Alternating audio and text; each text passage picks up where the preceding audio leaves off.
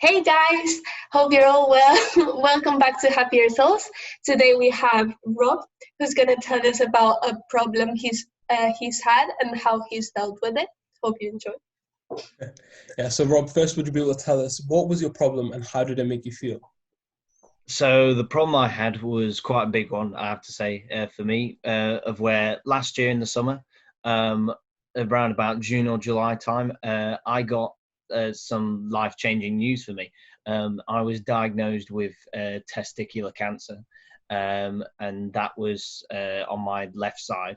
And yeah, it was kind of a big hit because I'd done A levels and I was waiting to have this amazing summer and be able to have a really great time over the summer and have a bit of freedom after having done so much work. And it really ruined my summer. And so at the time, I started to feel very down and very much stuck in a rut, so to speak, or the better term I'd probably say for it is more of a downward spiral of that. It just kind of got worse because I was having to come to terms with it, and I was also having to try and make sure that I stayed connected with others, because if I didn't, then I would go down this spiral more and more, and internal thoughts would start going around my head of about who I am as a person, and what the hell's the point being here if I'm seen as some degenerate, or if I'm not seen as me, purely because of something that's happened to me like this.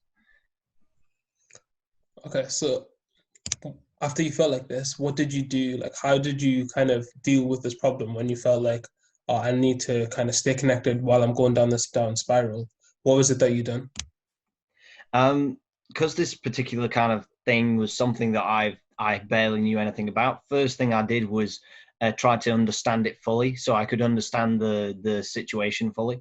So a lot of that was talking to doctors, and a lot of that was from when I was on the chemotherapy ward, of seeing like how what I had compared to what other people had, and through that I was able to surround myself with others and be able to have a supportive network within the doctors and nurses and people that were helping out there. But also, I made sure that I tried to connect still with my friends and with my family and my girlfriend at the time, just so that I could keep a connection with people.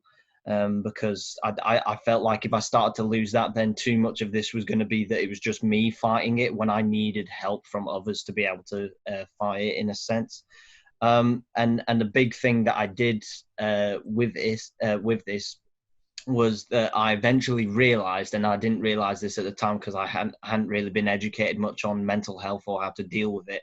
But I started to then realize I needed to change my perspective. And once I started changing my perspective and realized the position that I was in, I realized that I was really quite fortunate, and that I was within a very fortunate situation compared to what some people were at the time, and compared to what some people are within the world as a context. And so it really helped me to try and put myself in a position of going, right, you do realize that there's people who are a lot worse off than you, but of course there's also people who are off better than you, but you will get back to that eventually. And quite a big thing with that also was time. And I had to come around to that. I just needed to let things go on as they were going on, and eventually I would hit this point of where I would be back to my old self again, or in fact even a more improved version of myself is how I see it now. That's good. And then after you kind of went through that, how did it make you feel afterwards?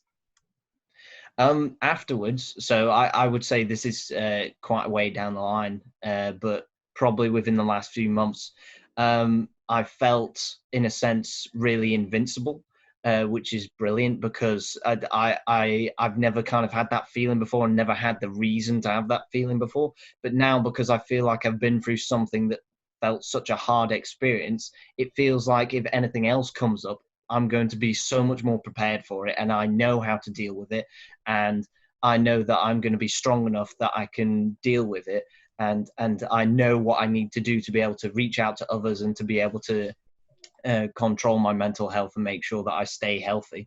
And also, the best thing I have to say about it, and this is something that's just happened in literally the last couple of weeks, is the first time in a long time that I've felt a calmness that I have not felt for a very long time, of where it is a kind of feeling of where that there's nothing that's worrying me, and there's nothing that's going around my head that was anything to do with the cancer or anything like that.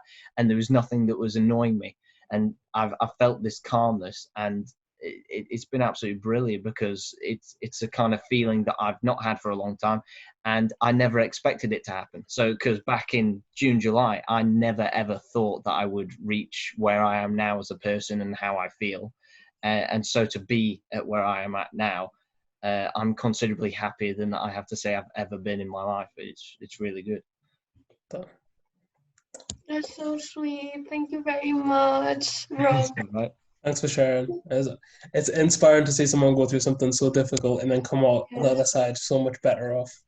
Yeah. This is why I wish that my old self back then could see this now, because then I would have been so much more positive about where I was going, and that I'm going to make it and it's going to be all right. Because that's just the thing you have to keep going with. It's just that fight of you've got to keep going, because you will hit that light at the end of the tunnel. Yeah, well, hopefully by sharing this message, somebody who's going through a difficult time can see this, and it'll inspire them to keep going on. But yeah, thanks for coming on. Thanks for sharing. Thank you. And that's it for today. No worries.